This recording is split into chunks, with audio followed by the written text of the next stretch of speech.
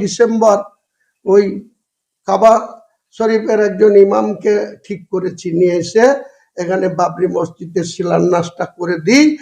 অতীশবাবু কংগ্রেসের এমএলএ, একটা বর্ষিয়ান নেতা, সম্মানীয় ব্যক্তি, তার বিরুদ্ধে যেদিন কুড়াল চিহ্ন নিয়ে দাঁড়িয়েছিল সেদিন তোর নীতিকতা কোথায় ছিল? 2018 সালে তৃণমূলে এসে তৃণমূলের সৈনিক হয়েছিস, আর 2012 সালে আমি কংগ্রেসের বিধায়ক পদটা ত্যাগ করে এই তৃণমূলে যোগদান করে আমার ভাগ্যে কি জুটেছে রে? তোর সাথে উপদেশ শিখবো? চ্যালেঞ্জ আমিও অ্যাকসেপ্ট করলাম। আমি রেজিনগর দাঁড়াবো, আর কাঁদিতেও দাঁড়াবো, নাহলে আর এক হুমায়ুন কবিরকেও কাঁদিতে নিয়ে এসে দাঁড় করাবো তোর বিরুদ্ধে। দেখবো তুই কত ধানে কত চাল হয়, তোকেও দেখাবো। অপূর্ব সরকার, তোর চ্যালেঞ্জ আমি অ্যাকসেপ্ট আমিও করলাম।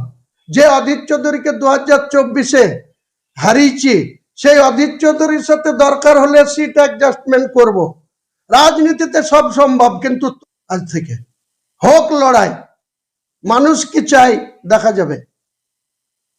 রাজনীতিতে সব সম্ভব। আরে রাজ্য নেতৃত্বের কাছে জানিয়ে তো ফল পাইনি বলে তো আজকে আপনাদের মাধ্যমে সবাইকে বলতে হচ্ছে। উনি বলছেন ওনার ফর্মুলা আমাকে মানতে হবে। ওনাকেও অনেকবার বলেছি যে ভাই আমার দুজন সভাপতি এই ধরনের আচরণ করছে, তুমি সভাপতি হচ্ছ, তুমি এটা ব্যবস্থা করো। করতে পেরেছে? আমি তো বলছি মমতা বন্দ্যোপাধ্যায়কে চিঠি দিয়েছি 17 ফেব্রুয়ারি 2025। অরূপ বিশ্বাসের ঘরে গিয়ে মমতা বন্দ্যোপাধ্যায়ের সাথে কথা বলে গিয়ে চিঠি দিয়ে ভরতপুর 1-এ 4 জন সভাপতির জন্য 3 জন করে নাম দিতে বলেছিল, 3 জন করে, মাদারের সভাপতির 3 জন, যুব সভাপতির 3 জন, আইন টিউটিসির সভাপতি 3 জন, মহিলা সভাপতির 3 জন। তাহলে এরা কি বলতে চাইছে? সর্বোচ্চ নেতৃত্বকে জানিয়ে ফল হয়নি বলেই তো মুখ খুলছি। আবার কোন সর্বোচ্চ নেতৃত্বকে? আবার কি উপগ্রহতে যেতে হবে নাকি? কোথা কোন নেতাকে জানাতে হবে? ওর কাছে আমাকে উপদেশ শিখতে হবে? তুই নীতিবোধ শিখতে হবে? আরে তোর এই নীতি কোথায় ছিল 2006 সালে, যখন অধীর চৌধুরী এমপি তার 5 চিঠি, অতীশবাবু কংগ্রেসের এমএলএ, একটা বর্ষিয়ান নেতা, সম্মানীয় ব্যক্তি, তার বিরুদ্ধে যেদিন কুড়াল চিহ্ন নিয়ে দাঁড়িয়েছিল সেদিন তোর নীতিকতা কোথায় ছিল? 2018 সালে তৃণমূলে এসে তৃণমূলের সৈনিক হয়েছিস, আর 2012 সালে আমি কংগ্রেসের বিধায়ক পদটা ত্যাগ করে এই তৃণমূলে যোগদান করে আমার ভাগ্যে কি জুটেছে রে? তোর সাথে উপদেশ শিখবো? চ্যালেঞ্জ আমিও অ্যাকসেপ্ট করলাম। আমি রেজিনগর দাঁড়াবো, আর কাঁদিতেও দাঁড়াবো, নাহলে আর এক হুমায়ুন কবিরকেও কাঁদিতে নিয়ে এসে দাঁড় করাবো তোর বিরুদ্ধে। দেখবো তুই কত ধানে কত চাল হয়, তোকেও দেখাবো। অপূর্ব সরকার, তোর চ্যালেঞ্জ আমি অ্যাকসেপ্ট আমিও করলাম। যে অধীর চৌধুরীকে 2024-এ হারিয়েছি, সেই অধীর চৌধুরীর সাথে দরকার হলে সিট অ্যাডজাস্টমেন্ট করব। রাজনীতিতে সব সম্ভব, কিন্তু তোকে সাধারণ পাবলিক করে দেবো। তোকে ওই গোকর্ণর পার্ক লুটে খেতে দুই ভাইকে, আর বহরমপুর পৌরসভা, কাঁদি পৌরসভায় খবরদারি করা থেকে তোকে সাধারণ পাবলিক করে তারপরে ছাড়বো। আমার কিচ্ছু যায় আসে না, হুমায়ুন কবিরের কিচ্ছু যায় আসে না।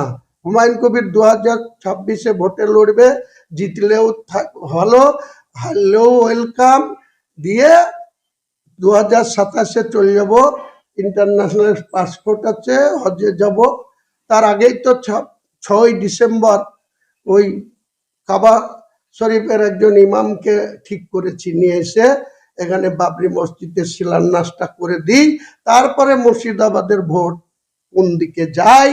অপূর্ব সরকারকে কাঁদির 68% মুসলমান ভোট, কাঁদিতে কি করে তুই ভোট পাস আর জিতিস?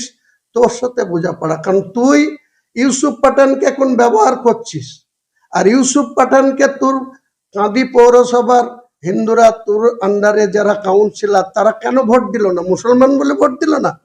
তারা তৃতীয় হলি কেন? তোর এত বড় মাতব্বর, তা তোর কেন কাঁদিতে তৃতীয় হলি? আর দলের রাজ্য নেতারা অনেক বড় বড় কথা বলেন, অথচ তিনিকে আবার পুনরায় সভাপতি কিসের বলে হলো? কোন যোগ্যতাই হলো? আগে তো হয়েছিল, আবার রিনুয়াল হলো।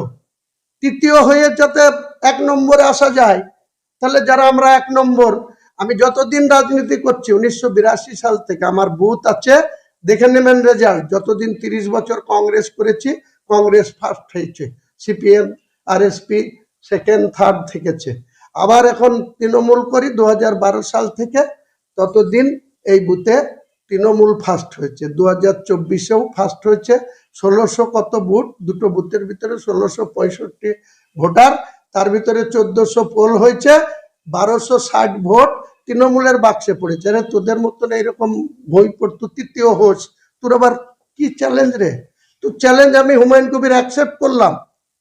আর তোর যত ক্ষমতা আছে, যত শৃঙ্খলা কমিটিকে দিয়ে পারিস হুমায়ুন কবিরের বিরুদ্ধে কর। আর হুমায়ুন কবিরকে এখানকার প্রশাসনকে আমি খুব সম্মান দিয়ে বলছি, ওই অপূর্ব সরকারের চামচাগিরি করছে করুক, কিন্তু যেসব প্রশাসন হুমায়ুন কবিরের লেজে পা দিবে, বিনা কারণে হুমায়ুন কবিরের বিরুদ্ধে কেস করবে, এমনিতেই দুটো কেস খেয়েছি। কলকাতায় প্রেস বিবৃতি দিয়ে বহরমপুর থানায় কেস খেতে হয়েছে। আবার এখানে যোগী আদিত্যনাথ এসে মুসলমানদের আক্রমণ করছে, তার পাল্টা বক্তব্য রেখে গোলক বিহারী ঘোষ মন্ডল সভাপতি বিজেপির, সে এফআইআর করলো, শক্তিপুরে কেস খেয়েছি। আমি বলছি এরপরে হুমায়ুন কবিরের বিরুদ্ধে আলাদা ট্রিটমেন্ট করলে 1 ঘন্টা 2 ঘন্টার নোটিশে যে কোনো থানা আমার বিরুদ্ধে কেস করলেই থানায় গিয়ে একদম বসে পড়বো অনশনে। আর এদের কাহিনীর কথা, এদের কুলের কথা মাইক ধরে ঘন্টার পর ঘন্টা বলবো।